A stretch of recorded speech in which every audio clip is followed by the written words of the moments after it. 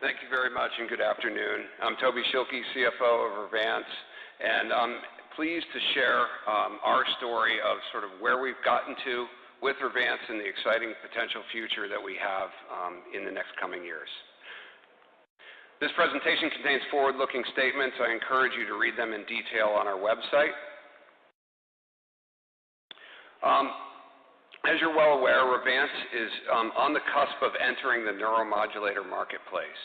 And before I talk about our specific offering and our differentiated premium offering to that marketplace, I'd like to take a step back and give you some thoughts on the overall neuromodular marketplace. First of all, it's a large and growing area, and we'll talk on sales potential of that. There are 100 of potential indications possible. In the U.S., there are 4 currently approved products. None of them have a wide amount of clinical differentiation from their labels. They provide release not only from aesthetics conditions like crow's feet, lateral canthal lines, or glabellar lines, but also those suffering conditions from muscle movement disorders and pain like chronic migraine or cervical dystonia. These products have been on the market for over 30 years, and products like Botox have high consumer awareness. Right now, in 2018, there was a $4.5 billion global opportunity for neuromodulators, and that's historically been growing at double-digit rates. Those are set to continue at double-digit rates driven by demographics, increased uses across different indications, and price. Most people are aware of the use of Botox in aesthetics, which is a cash pay environment. But as a matter of fact, more than half of the use of neuromodulators is used in therapeutics. There's currently in the U.S. 8 approved indications by the FDA that are reimbursed by insurance. Breaking that down a bit further, you see the 40% of facial aesthetics markets. The next largest utility in the therapeutic side is in muscle movement disorders. More specifically, that's a family of cervical dystonia, upper limb spasticity, lower limb spasticity, cerebral palsies, etc. So that breaks down to about a $1 billion marketplace. 16% of neuromodulators are currently treated for or used in chronic migraine and a variety of other labeled indications.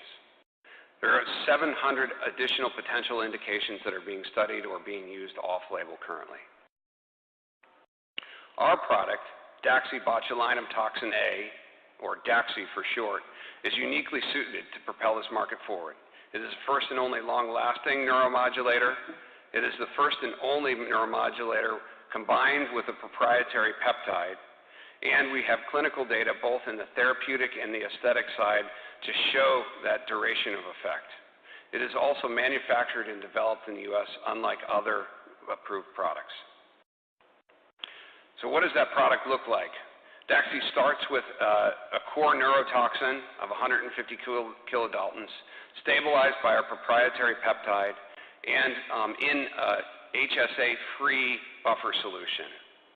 That combination increases the binding of the botulinum toxin to the cell membranes, also prevents botulinum toxin from adhering to the vials, which increases and reduces absorption, increasing the amount of neurotoxin available on an injection, and improves the stability of the toxin molecule. We believe that that may increase the overall amount of core neurotoxin available for binding and internalization at the NMJ, neuromuscular junction. So we are founded on 4 core assets. First of all, our recent partnership transactions with Mylan, which I'll go into greater detail on the next slide. Fosun Pharma, which gives us access to the Chinese market, inked in December of 2018, which provided us $30 million of upfront. Our IP, which we've taken a global patent estate strategy with almost 300 issued patents. Our U.S. manufacturing capacity, which is fully owned by Revance, and also fully inspected by the FDA under the Select Agent Program by the CDC. Lastly, we have 170 employees at the end of 2018 with extensive neuromodulation experience, not only on the bench, but also developing on our commercial team. Double-clicking into the Mylan collaboration, we recently announced at our last earnings call that we had a positive meeting with the FDA that provided the viable 351 pathway for our version of biosimilar Botox. This allows us to directly address under that pathway all 11 approved indications in the U.S., addressing that 3.7 billion global opportunity of the Botox marketplace. Stay tuned for further next steps as we work with Mylan to iron out the full development pathway and have them opt in the next few months. So again, turning to our full pipeline. As we said, DAXI in aesthetics is currently in phase 3 for glabellar lines. We've started injection pattern and dosage studies in forehead lines and lateral canthal lines. We have a promising pipeline, including 1 phase 3 program in cervical dystonia, 2 in upper limb spasticity, 1 in plantar fasciitis, and we're starting work on studying chronic migraine. Turning now to the cosmetic or medical aesthetics market. Currently, that's a $2 billion global market, and it's highly underpenetrated. Only approximately single-digit aesthetic considerers have actually used a facial aesthetic. So there's plenty of room to grow for new entrants. All neuromodulators that are currently approved have a duration of effect of 3 to 4 months, and they're typically treated by dermatologists and plastic surgeons. Our efforts in facial aesthetics are first in the glabellar frown lines. We plan to submit our BLA for glabellar lines in the first half of 2019 with a launch in first half of 2020. And we'll go into detail of our SAKURA 1, 2, 3 program in a few later slides. Further, we're looking at investigating the full upper face with dosing studies in forehead lines that we've initiated and crow's feet lines, which we plan to initiate in 2019 with study results in 2020. These study results will be in conjunction with our approval, so we'll be able to talk about the code for dosing the entire upper face on approval. Turning now to therapeutics. Our most advanced program is in cervical dystonia. In 2017, we read out the results of a phase 2 program. This is a $200 million global opportunity.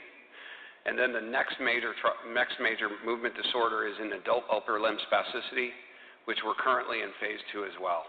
We've initiated that program in Q4 of 2018 and hope to have that data along with the cervical dystonia reading out in the second half of 2020. Further, our second phase 2 study in plantar fasciitis, we hope to read out in the second half of 2020 as well. Currently, there are no neuromodulators approved for plantar fasciitis, and that affects about 20 million patients. Lastly, we're studying dosage and treatment frequency for chronic migraines with KOLs, and we hope to initiate trials in 2019-2020. Turning to our SAKURA results in glabellar lines. This is the largest glabellar lines neuromodulator clinical program ever studied, with over 3,800 treatment cycles and almost 2,700 patients. Turning to our phase 2-3 data in SAKURA 1 and 2, which read out in December of 2017, we demonstrated the highest ever response rates in a glabellar line study for a neuromodulator, with a 2-point composite response of 74% achieved in both pivotal phase 3s.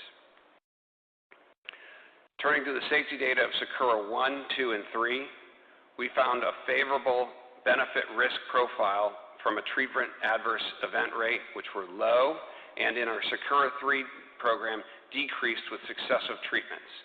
Particularly of note is the eyelid ptosis rate, which at 1% in our SAKURA 3 data was lower than other comparative labels, particularly like Botox or Dysport.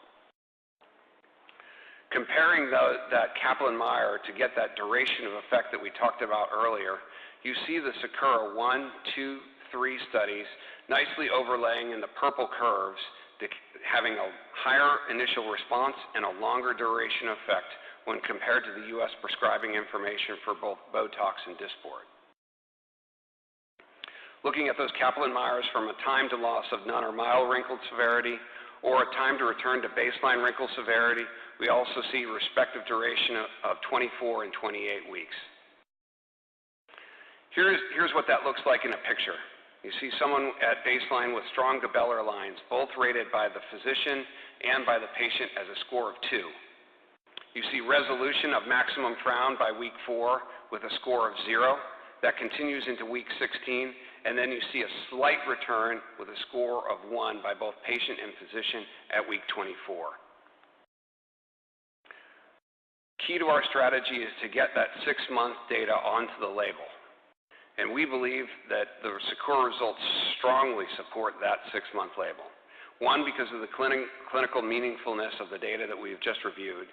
Secondly, the strength of the data and the pre-specified endpoints, our interactions and our guidance that we've had over the years with the FDA's desire to level the playing field and take a class label approach, and looking at the precedent labels for both Dysport and Botox. Turning now to the therapeutic program, here's our phase 2 data in cervical dystonia. You can see compared to placebo, shown in the dotted lines, a strong response rate for a well-validated Twisters endpoint in cervical dystonia. Further, when compared that to the USPI for Dysport, you see a longer duration and a bigger response. That gave us confidence to initiate our phase 3 program in cervical dystonia. And we'll be looking at that duration longer than 24 weeks in our phase 3 study. With the strength of these data, both in therapeutics and in medical aesthetics, we believe that DAXI will launch with a premium brand. First of all, it is the first neuromodulator free of accessory proteins. It has the only neuromodulator with a peptide formulation. It has no animal or human serum albumin in the formulation. It's 100% sourced and manufactured in the U.S., and it requires no refrigeration or cold chain storage compared to the currently approved products. Further, there is confusion in the marketplace that DAXI and Botox have nearly the identical amount of core active ingredient, shown by the core active amount of 0.18 nanograms for both Botox and DAXI. DAXI is not double the dose of Botox. Turning to some market research that we have, both consumers and physicians crave a longer duration effect in results.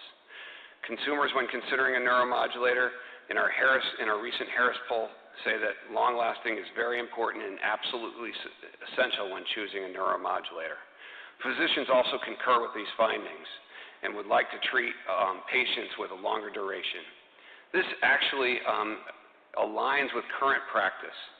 Typically, patients see their dermatologist or their plastic surgeon about 1.8 times per year. So this duration of 6 months that we have will fit nicely with current treatment patterns. And we believe that an innovative strategy priced at a premium will drive marketplace and will allow us a differentiated launch compared to those who have tried to compete against Botox in the past. Particularly speaking of one of the key investigators and one of the godfathers of medical aesthetics, Gene Carruthers, is very excited to bring this treatment to our marketplace, and with the ability to have an annualized correction with 2 treatments per year. We believe that the technological innovation, meeting the desire of physicians and consumers with that 6-month duration, provides the luxury of premium and a positioning of a premium brand. What are we doing in our preparation for commercialization in 2020? First is the establishment of a long-acting neuromodulator category.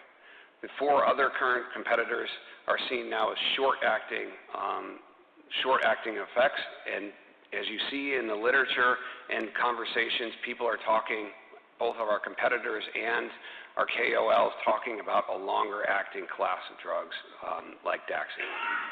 Secondly is finding the value for both physicians and patients of what that duration of effect brings.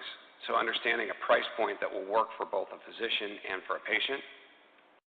Communicating that value proposition to a patient to make them drive to the patient, and then having that resonate in channels that people are looking at these days with our current consumers, considering how they use social media. We have a very rich 2019 and 2020 with Phase 2 results in both plantar fasciitis and adult upper limb spasticity and cervical dystonia in the second half of 2020. A planned launch and approval of our glabellar lines in the first half of 2020. The data for crow's feet and lateral canthal lines in the first half of 2020. And opt-ins along the way for our biosimilar program under Mylan. Stepping to our financials right now, we're well capitalized with $295.5 million as of January 31st, 2019. We have 44 million shares outstanding, and we've guided of 148 to 158 million OPEX non-GAAP burn for 2019. So, in sum, we plan to compete in a large and growing neuromodular market. We believe that we'll have a differentiated offering to that marketplace with a allowing us to have a premium positioning. We'll first launch in aesthetics and expand to therapeutics in the neuroscience pipeline over time. And we'll continue our strategic partnerships, which are raising non-dilutive capital, particularly our biosimilars and geographic partnering like we did with Fosun. I'd like to thank you for your time and attention and open up for questions in the breakout room.